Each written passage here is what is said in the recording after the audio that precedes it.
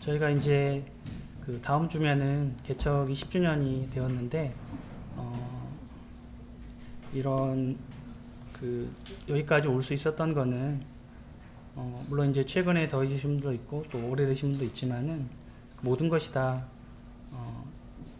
서로 그 도와주는 협력하는 것에서 있을 수 있었다고 생각을 합니다. 그 우리가 세상에서도 그렇지만 한 사람의 힘은 미약하잖아요. 그리고 한 사람이 모든 걸 다 할 수는 없어요. 근데 그것을 우리가 같이 짐을 지면서 했을 때에 또 기쁨으로 할 수 있고, 왜냐하면 함께 하는 기쁨이 있고 또 그것을 통해서 나누게 되면은 혼자서 하는 것보다 좀 더 효율적으로 할 수가 있잖아요. 그래서 그런 면에서 우리 모두 다 서로 힘을 보탠 것이다 라고 생각을 할 수 있을 것 같습니다. 이제 제가 말씀을 준비하다가 오늘 이제 그 주보에 실린 대로 주제를 이렇게 한번 정해봤습니다. 그래서 오늘 주제는 모든 것이 합력하여 선을 이루느니라, 로마서 8장 28절 말씀 통해서 제가 주제를 한번 정해봤습니다.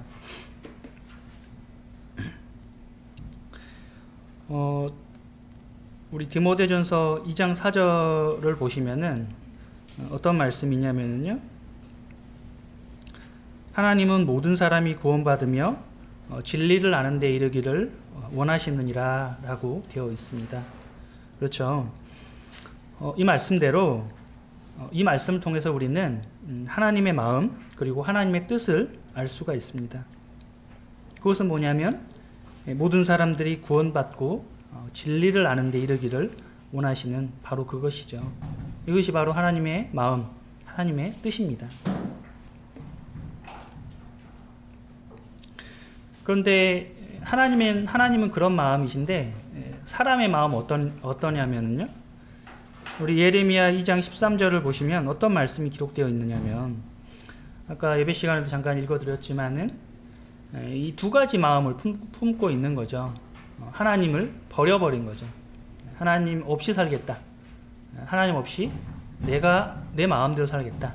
그래서 하나님 버리고 자기 우물을 파는 거죠. 내 마음대로 내 우물을 파는 것이죠. 이것이 바로 사람이 행했던 두 가지 악행입니다. 근데 이 사람의 임의대로 내 욕심대로 그 우물을 파니까 어떻습니까? 그 우물을 우리가 파는 것이 무엇입니까? 거기에서 내 물을 얻고자 함인 거잖아요. 내 갈급함을 채우고자 함. 근데 그 우물이 터져 버렸습니다. 그러니까 결국엔 어떠겠습니까? 그 우물은 가두지를 못하는 거예요. 내가 우물을 파서 거기에서 내 갈증을 해소하려고 했는데 그 우물이 터져 있기 때문에 가두지를 못하니까 그 우물은 먹을 수가 없는 거예요. 내가 내 욕심대로 하고자 했지만은 그 갈급함은 어떻습니까? 채울 수가 없다는 것입니다. 그러니까 그걸 알지 못하면서 계속 거기에 내가 집착하고 매달리는, 그게 사람의 모습인 것이죠. 그래서 이 결핍이라고 하는 것은요, 사람이 채울 수가 없습니다. 사람의 결핍을 사람이 해결할 수가 없어요. 이 결핍은 하나님만이 채우실 수 있는 분이죠. 여기에 앉아 계시는 우리 성도님들도 동일하게 그렇게 생각을 했고요. 우리도 하나님 없이 살 수 있을 거라 생각을 했고, 나의 욕심, 나의 힘으로 살아갈 수 있을 것이라고 분명하게 생각을 했습니다. 그래서 우리는 그런 과거 가운데 우리가 그렇게 행했던 모습 우리는 찾아볼 수 있죠. 그러던 와중에 놀랍게도 우리에게 복음의 말씀이 들려졌습니다. 그리고 우리도 처음에는 그 복음에 대해서 거절하기도 하고 또 도망다니기도 하고 이렇게 했었죠. 거부했었죠. 물론 이제 어떤 정말 개 중에는 하나님의 말씀이 들려졌을 때 자연스럽게 받아들이시는 분들이 있어요. 있습니다. 근데 그거는 정말 흔치 않는 일이죠. 그래서 어쨌든 간 그런 여러 가지 우여곡절이 있었음에도 불구하고 우리는 이 하나님의 말씀, 복음에 대해서 많은 사람들이 거절했지만 우리는 그것을 받아들였습니다. 그리고 우리는 주님을 주인으로 맞이하고 우리의 믿음을 당당하게 이렇게 고백을 하게 되었습니다. 그래서 성도님들이 앞에 나와서 이렇게 간증하죠. 그것이 믿음의 고백입니다. 하나님께서 이것을 우리에게 하나님의 은혜로 베풀어 주신 거예요.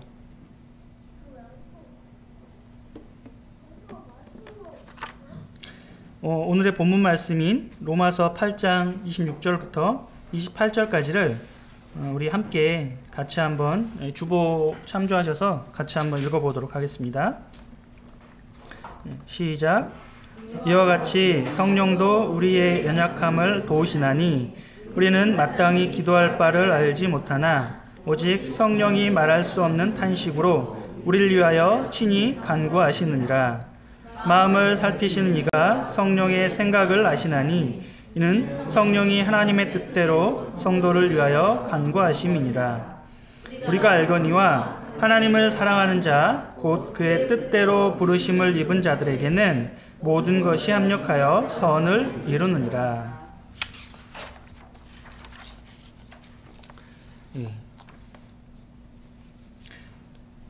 예수님께서 2000년 전에 우리와 동일한 모습을 하시고 그분도 마리아 즉 예수님의 어머니를 통해서 잉태되셨고 우리와 동일하게 그렇게 어린아이로 연약한 어린아이로 태어나셨습니다. 그리고 이제 그 모든 사역을 다 이루시고 십자가에서 자기의 모든 피를 쏟으시고 이제 돌아가신 이후에 그분이 하나님이셨기 때문에 그분은 다시 부활하셨습니다. 그 능력으로 부활하신 것이죠. 그리고 이제 마지막 이 감람산에서 제자들과 이제 작별하시고 이제 가시면서 그런 말씀하셨죠. 그리고 이제 그곳에서 예수님께서 우리에게 보혜사 성령님을 약속하셨습니다. 물론 그 이전에도 많이 약속하셨죠. 그래서 이 보혜사 성령님께서 언제 오셨나요? 우리가 알고 계시는 대로 오순절 날 이제 성령님께서 불같이 임하게 되었습니다. 하나님은 약속하신 것을요 그대로 지키십니다. 사람은 약속한 것에 대해서 지킬 수도 있죠. 하지만 지키지 못할 수도 있습니다. 근데 하나님은 그래서 우리가 믿을만 하다는 게 그것이죠. 하나님은 믿을만 합니다. 왜냐하면 그 말씀하신 것을 문자 그대로 이루시는 분이 바로 하나님이시기 때문에 우리는 하나님을 믿고 의지할 수 있습니다. 사람은 내가 믿을 수도 있고요. 믿지 못할 수도 있어요. 말씀드린 대로 그게 사람의 연약함이잖아요. 내가 아무리 내 모든 것을 걸고 약속한다 할지라도 못 지킬 수도 있어요. 그게 사람의 연약함이거든요. 근데 하나님은 그렇지 않습니다. 분명히 말씀하신 것을 그대로 지키십니다. 그래서 오순절 날에 성령님께서 임하게 되었습니다. 이 성령님은 말씀에 읽으신 대로 어떻습니까? 우리의 연약함을 돌보시는 분입니다. 우리의 연약함에 대해서 공격하시는 분이 아니에요. 내가 연약한 것을 그대로 받아주세요. 그리고 그것을 이렇게 돌봐주세요. 관리해주세요. 그것을 통해서 내가 연약하기 때문에 누구를 의지하도록 하십니까? 성령님을 의지하도록 이렇게 하시는 분이에요. 너 연약하구나, 너 잘못됐구나 이렇게 지적하시는 분이 아닙니다. 그래서 우리를 도와서 그의 뜻, 하나님의 뜻대로 이 부르심을 입은 자들에게 이 모든 것이 합력하여서 선을 이루도록 하는 것이 이 성령님이 하시는 그 일입니다. 어떻게 할 수 있다고요? 합력해서 할 수 있다. 합력해서. 이 합력이라는 것은 한 사람의 힘이 아닙니다. 서로 도와주는, 서로 함께하는 그런 것이 합력하는 것이죠. 서로의 힘을 합치는 것, 이것이 합력이라고 볼 수 있겠습니다. 그리고 그 합력하는 것을 통해서 뭐를 한다고요? 제가 처음 디모데전서 말씀처럼 모든 사람이 구원받으며 진리를 아는 데 이르도록 그 일을 하는 것입니다. 우리는 이 일에 대해서 서로 돕고 힘을 모아서 함께 하는 것입니다. 우리가 하나님을 믿을 때요, 우리에게는 개별적으로 성도 각자에게요 성령님께서 임하게 되었습니다. 우리는 그렇게 믿고 있습니다. 그 성령님께서 임하실 때에 우리 각 성도님들에게는 하나님께서 이 특별한 능력을 부여해 주셨어요. 그것이 뭐냐면 바로 은사입니다. 그렇죠?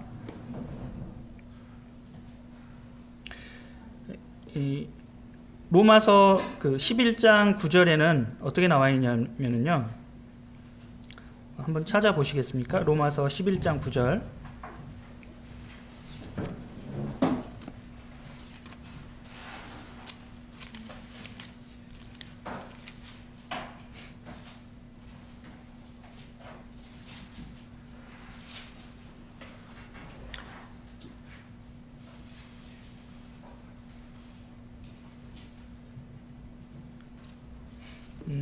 제가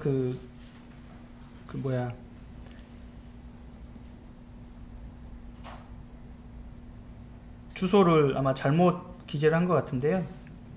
제가 그냥 말씀을 읽을게요. 죄송합니다. 하나님의 은사 부르심에는 후회하심이 없다고 이렇게 말씀하고 계십니다.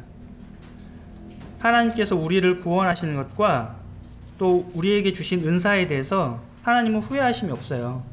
하나님은 완벽하신 분이잖아요. 하나님은 완전하신 분이기 때문에 우리에게 그 은사를 주실 때요, 후회하심이 없이 주신 거예요.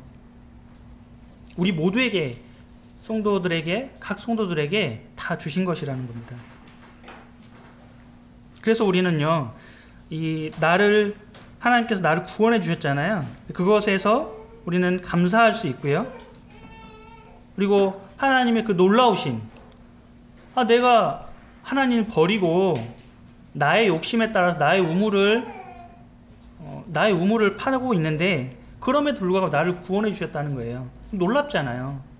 내가 죽을 길로 가고 있는데 그런 어리석은 나를 구원해 주신 그 놀라우신 그 하나님께 우리는 경배하는 것입니다.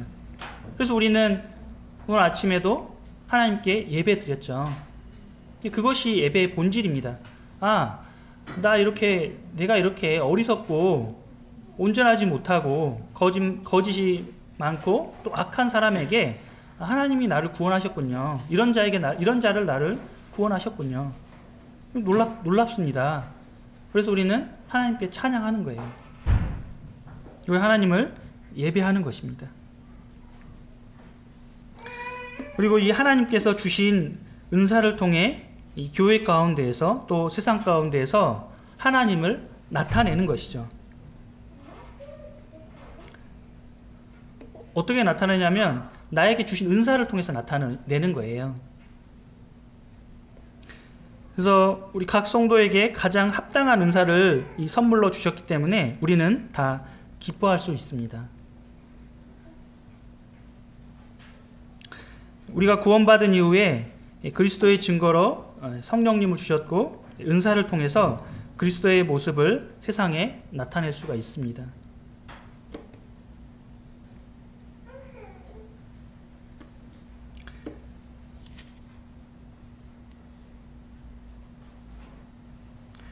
로마서 12장 6절부터 8절까지 로마서 12장 6절부터 8절까지 제가 한번 읽어보겠습니다.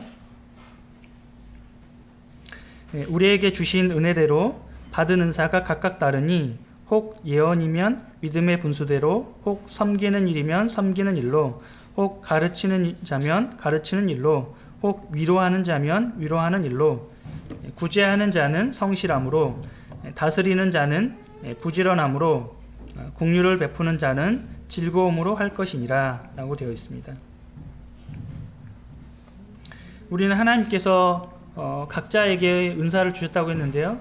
이 은사를 개발하고요. 또 잘 활용할 필요가 있습니다.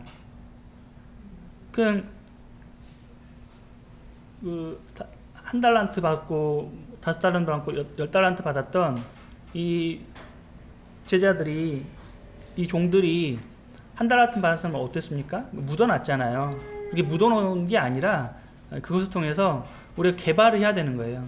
이게 묻어놓으면 아무도 모릅니다. 알 수가 없습니다. 활동을 해야죠. 그것을 통해서 활동을 해야지만 그것이 이제 드러나는 거죠. 그렇죠? 그래서 우리는 나에게 어떤 은사가 있는지 개발해야 됩니다. 그것은 활동을 통해서 나타나게 됩니다. 그리고 그것을 더 잘 활용을 하게 되면은 그 은사를 통해서 교회가 서로 힘을, 합력이죠. 그래서 힘을 같이 낼 수 있고 그 힘을 통해서 우리는, 교회는 성장할 수 있고요. 그리고 그걸 통해서 어때요? 세상 가운데 교회가 드러날 수 있다는 것입니다.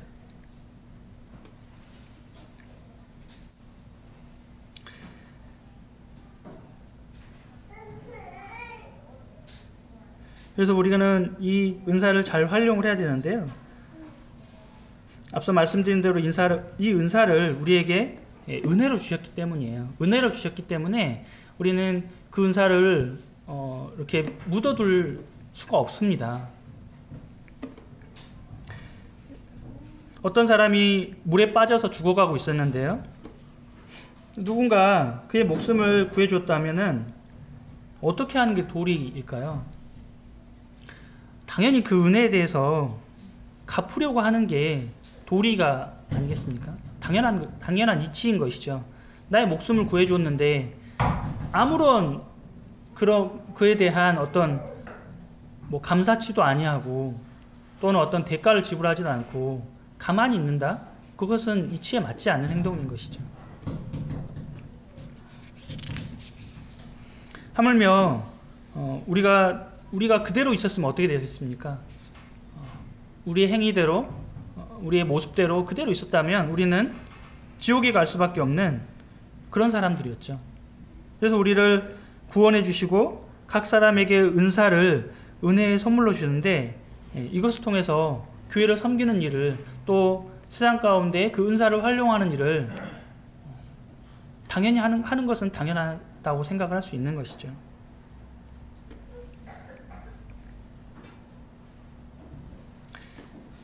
아이들이 이제 제 아들이 초등학교에 다니고 또 유치원에 다니고 있습니다. 근데 아이들이 이제 아침에 학교 갈 때 학교 다녀오겠습니다 하고 인사를 하고 가요. 그리고 이제 학교에서 돌아오면 다녀왔습니다 이렇게 인사를 하거든요. 그것을 정상적이라고 생각을 하시잖아요. 그렇죠? 아이가 학교에 가는데 인사도 하지 않고 휙 갔다가 그냥 돌아와서 부모님에 대해서 상관하지 아니하고 그냥 자기 임의대로 행동하거나 이렇게 한다면 그것에 대해서 마음이 편할 부모는 없을 거예요. 그것이 당연한 것이죠. 마찬가지예요. 하나님께서 우리에게 은사를 이렇게 선물로 주셨어요. 우리를 구원하시고 또 성령님을 주시고 또 우리에게 은사를 각각 주신 거예요. 그 은사를 통해서 내가 하나님께 돌려드리는 것은 마땅한 이치일 것입니다. 그래서 우리가 생각하기에 나에게 주신 은사가 잘 보이지 않을 수 있습니다. 그래서 우리는 아까 말씀드린 대로 활동해야 된다고 그랬죠. 그 활동은 어떤 가운데서 해야 되냐면, 우리는 그래서 말씀의 기준에 따라서 하는 것입니다. 그래서 우리는 말씀을 배우는 거예요. 또 우리가 말씀을 잘 모르기 때문에 이렇게 교회로 같이 모입니다. 그래서 이 공적으로 또 말씀을 배웁니다. 그리고 이제 교회에서는 여러 가지 일들이 있죠. 교사로 섬길 수도 있고요. 그리고 교회에 여러 가지 섬기는 일들이 필요해요. 청소도 할 수도 있고요. 물건을 정리할 수도 있고요. 또 자매님들은 식사를 준비할 수도 있고요. 여러 가지 할 일들이 굉장히 많습니다.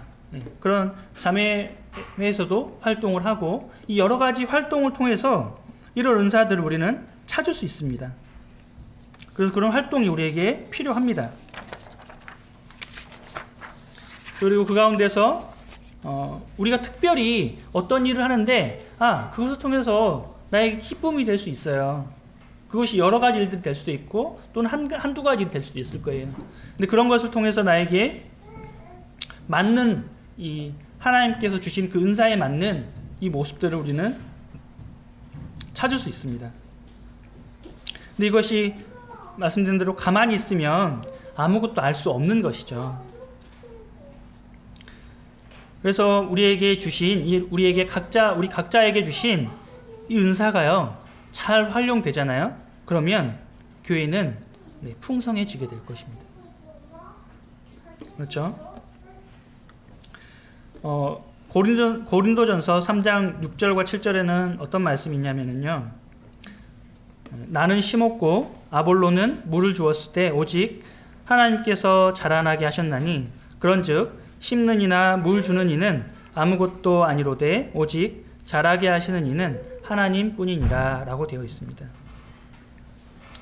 이 바울은 이 고린도전서는 바울이 기록했죠. 바울은 고린도 교회에 편지를 하면서 이 바울이 이제 심었다 그랬잖아요. 구원을 많은 사람들에게 복음을 전했고 바울을 통해서 구원받게 된 것입니다. 이거 심은 것이죠. 근데 이제 바울은 그 여러 지역 교회를 이렇게 순회하면서 섬겼기 때문에 그 고린도에 남아서 계속해서 그곳에서 있을 수 없었어요. 그래서 이제 그곳에 정착해 있던 아볼로라고 하는 이분이 이제 이 형제님이 이 고린도 교회에서 계속해서 이제 말씀으로 이렇게 물을 준 것이죠. 이 심고 물 주는 일 굉장히 중요하죠. 우리 화분이 이거는 가짜인가요? 네. 화분이 저쪽 뒤에 있죠. 네. 여기 화분이 있는데 일단 심어야지만 저게 이제 살아 있는 거죠. 그죠? 근데 저게 살아 있다 그래서 관리를 안 하면 죽잖아요. 네. 누군가는 물을 계속 주어야지만 정기적으로 관리를 해줘야지만 저건 살 수 있어요. 안 그러면 죽습니다. 그렇죠? 생명이 있는 거기 때문에. 물론 우리의 생명이 죽지는 않아요. 그 자리에 그냥 머물게 되는 거죠. 은사가 개발되지 못하고 활용이 못된 상태로 머물게 되는 거죠. 근데 이것이 중요합니다. 이것이 중요한데요. 그런데 우리는 가장 중요한 게 있어요. 우리가 심고 물 주고 한다고 해서 그게 자라나겠습니까? 절대 그렇지 않습니다. 그것이 필요하죠. 그것이 필요한데 그것만으로 자라나지 않는다는 거예요. 말씀에 있는 것처럼 오직 자라게 하시는 이는 하나님뿐이라는 겁니다. 하나님이 자라나게 하신 거예요. 이 자라나게 하시는 일, 이것은 하나님께서 하시는 것입니다. 누군가 우리 가운데에 은사가 드러날 수 있습니다. 근데 이렇게 막 은사가 드러나잖아요. 그러면 우리는 어떤 사람에 대해서 저 형제님, 저 자매님 놀랍다.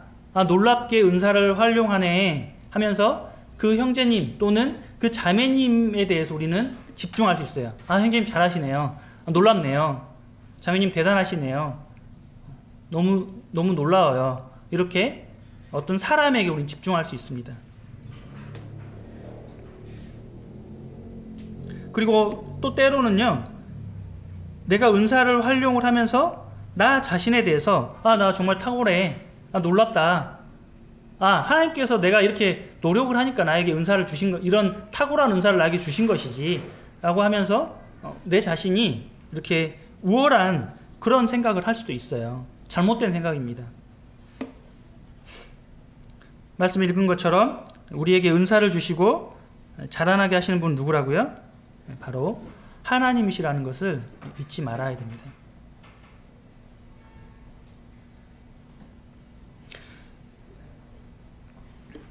우리 고린도전서 12장 12절부터 27절까지 말씀에 대해서 한번 살펴보겠습니다. 고린도전서 12장 12절부터 27절까지 우리 최호영 선생님 한번 읽어주시면 좋겠네요. 12절부터 27절까지요. 좀 길죠? 읽어주시면 좋겠는데요. 12장 12절부터 27절.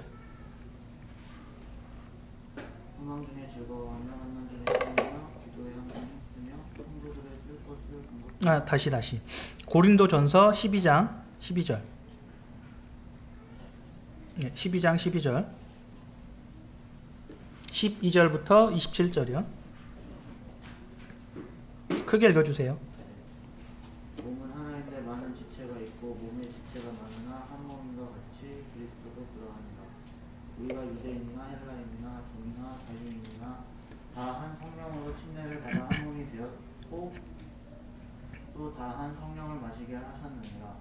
몸은 한 지체뿐만 아니요 여럿이니 만일 발이 이르되 나는 손이 아니니 몸에 붙지 아니하였다 할지라도 이로써 몸에 붙지 아니한 것이 아니요 또 귀가 이르되 나는 눈이 아니니 몸에 붙지 아니하였다 할지라도 이로써 몸에 붙지 아니한 것이 아니니 만일 온 몸이 눈이면 듣는 곳은 어디냐 온 몸이 듣는 곳이면 냄새 맡는 곳은 어디냐 그러나 이제 하나님이 또 원하시는 대로 지체를 각각 몸에 주셨으니 만일 다 한 지체뿐이면 몸은 어디냐 이제 지체는 많으나 몸은 하나라. 눈이 손들어 내가 너를 쓸 데가 없다 하거나 또한 머리가 발더러 내가 너를 쓸 데가 없다 하지 못하리라. 그뿐 아니라 더 약하게 보이는 몸의 지체가 도리어 유린하고 우리가 몸에 덜 귀히 여기는 그것들을 더욱 귀한 것들로 입혀주며 우리의 아름답지 못한 지체는 더욱 아름다운 것을 얻느니라. 그런즉 우리의 아름다운 지체는 그럴 필요가 없느니라. 오직 하나님이 몸을 고르게 하여 부족한 지체에게 귀중함을 더하사 몸 가운데서 분쟁이 없고 오직 여러 지체가 서로 같이 돌보게 하셨느니라. 만일 한 지체가 고통을 받으면 모든 지체가 함께 고통을 받고 한 지체가 영광을 얻으면 모든 지체가 함께 즐거워하느니라. 너희는 그리스도의 몸이요 지체의 각 부분이라. 네, 감사합니다. 방금 우리 읽은 말씀대로요. 우리 몸에 대해서 정확하게 이렇게 표현을 해 놓으셨잖아요. 그렇죠?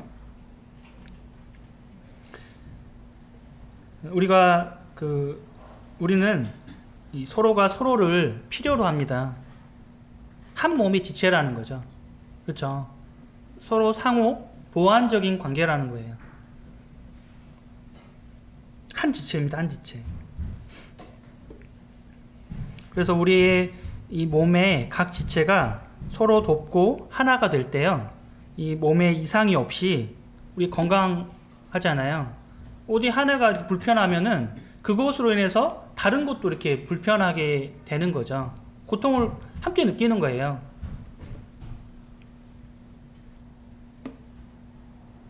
그래서 그렇기 때문에 우리가 하나 되지 못하면은요, 건강한 생활을 할 수가 없습니다.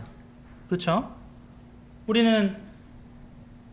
교회가 주님의 한 몸이라는 한 지체라고 하는 이 사실에, 이 진리에 대해서 우리는 믿고 있잖아요. 실제 그런 것입니다.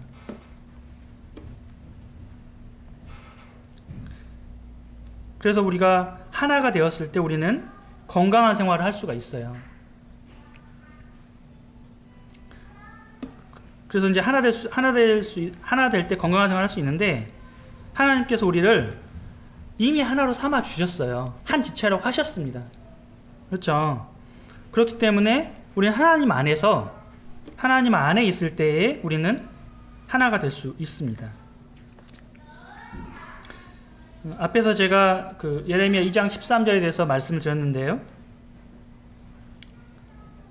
우리가 하나님을 버렸고 또 나의 우물, 나의 생각에 맞는 그 우물을 팠잖아요.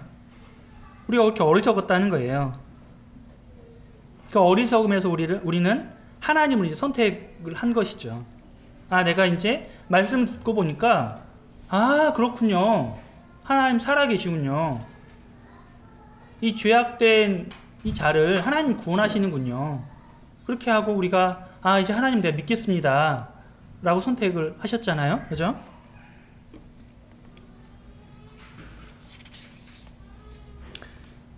그런데 어떻습니까? 그렇게 우리가 하나님 믿겠노라고 하나님이 참 주인이십니다 라고 고백했음에도 불구하고 우리는 또다시 우리 어리석음으로 이렇게 돌아가는 우리 모습을 발견합니다. 그 모습이 나에게 있음을 인정할 수밖에 없습니다. 저도 마찬가지고요. 성도님들도 그렇게 인정할 수밖에 없음을 생각할 것입니다.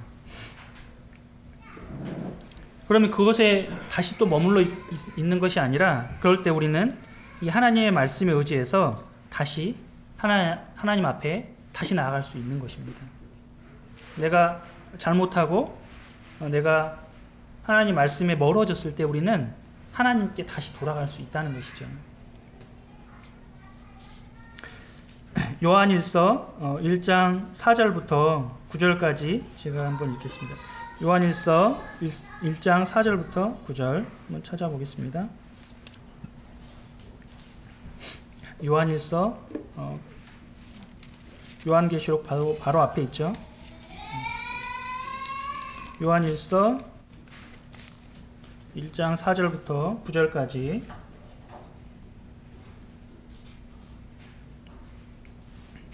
제가 한번 읽겠습니다. 1장 4절부터 9절. 우리가 이것을 쓰면 우리의 기쁨이 충만하게 하려 함이라. 우리가 그에게서 듣고 너에게 전하는 소식은 이것이니 곧 하나님은 빛이시라. 그에게는 어둠이 조금도 없으시다는 것이니라. 만일 우리가 하나님과 사귐이 있다고 하고 어둠에 행하면 거짓말을 하고 진리를 행하지 아니함이거니와 그가 빛 가운데 계신 것 같이 우리도 빛 가운데 행하면 우리가 서로 사귐이 있고 그 아들 예수의 피가 우리를 모든 죄에서 깨끗하게 하실 것이요.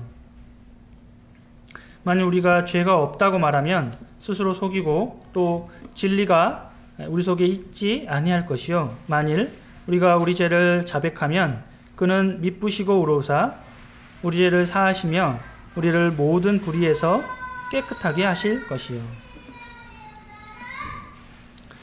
하나님께서는요, 우리의 연약함이나 이 부족함 그리고 우리의 한계를 다 알고 계십니다. 그렇죠? 나의 모든 것을 알고 계세요. 하나님께서.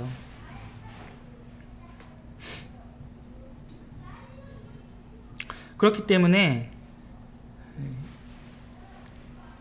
우리 한계를 다 알고 계시지만 그럼에도 불구하고 우리를 책망하지 않으신다는 거예요. 우리의 탓으로 우리를 책망하고 우리를 죄인으로 정죄하지 않으신다는 것입니다. 그렇기 때문에 우리는 하나님의 이러한 모습 때문에 우리의 어떤 죄악된 습성 이것에 매여 있지 않고요. 하나님 앞에 나올 수 있습니다. 하나님의 은혜죠. 그리고 우리가 매여 있는 어떤 죄의 짐들, 나의 약하고 이 죄의 습성들 이런 것 때문에 내가 하나님 앞에 못 나가겠습니다라고 말할 것이 아니라 하나님께서 언제나 나오라고 하시는 거죠. 우리가 그런 내 거짓되고 악하고 죄악된 습성들을 내려놓고 하나님 앞에 나아갈 때 하나님은 기쁨을 주시고요. 우리를 다시금 회복시켜 주시는 분이에요. 우리에게 기쁨을 주신다는 거예요. 나를 다시금 회복시켜 주신다는 것이죠. 우리를 언제나 받아주시는 하나님의 이것이 바로 하나님의 사랑입니다.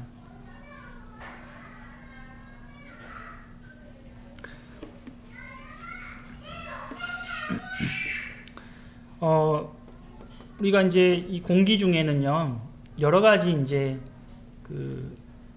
기체들이 존재하죠. 그 중에 이제 산소라는 것이 있고 또 수소도 있어요.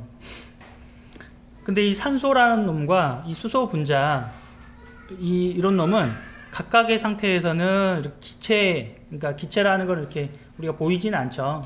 공기 중에 포함되어 있는 거죠. 이런 기체로 이제 존재하고 있어요. 그런데 이 수소라는 이 분자 두 개하고 그 다음에 산소 분자라고 하는 산소 분자 하나라고 하는 이 두 개가 결합되면 어떻게 되죠? 뭐 많은 분들이 알고 계시겠지만은 이렇게 이제 결합을 하게 되면은 물이라고 하는 새로운 물질이 되는 거예요. 그죠? 이게 놀라운 일이에요. 물론 이제 우리가 많이 배워서 알고 있기 때문에 그냥 뭐 대수롭지 않게 생각할 수가 있는데 놀라운 거예요. 새로운 물질이 되는 거예요, 그냥. 이렇듯 구원받은 그리스도인들은요, 주님 안에서 새로운 피조물이라고 하셨잖아요. 새로운 피조물입니다. 새로운. 예전에 나는 이미 죽었습니다. 이미 죽었는데 그것이 나의 육신은 아직 안 죽었잖아요. 나의 육신은 아직 안 죽었기 때문에 그것이 육신의 형태로 살아있는 것 뿐이죠. 근데 우리는 이미 새로운 물질로 된 겁니다. 그러니까 수소 분자 두 개하고 산소 분자 하나가 만나서 새로운 물질이 되었지만은 그 속에는 수소와 산소가 있나요, 없나요? 있어요. H2O라고 하는 물이 되었지만은 그 속에는 수소와 산소라는 것이 남아 있습니다. 뭐 적절한 비유가 될지는 모르겠지만 어쨌든 우리의 마음 가운데에서도 나의 이전의 속성, 나의 제약된 속성, 이것이 여전히 남아 있어요. 그렇지만 우리를 아름답게 빚어주시는, 그럼에도 불구하고 우리를 아름답게 빚어주시는, 물로 빚어주시는, 새로운 피조물로 빚어주시는 하나님의 손길이 거기에 있잖아요. 그렇죠? 그래서 우리는 새롭습니다. 새로운 피조물입니다. 이미 우리에게 새로운 은사를 주셨고 그 은사를 통해서 하나님을 나타내도록, 하나님의 영광을 드러내도록 하셨습니다. 우리는 새로운 피조물입니다. 그래서 우리는 하나님을 사랑하는 자, 곧 그의 뜻대로 부르심을 입은 자들에게는 모든 것이 합력하여 선을 이루느니라.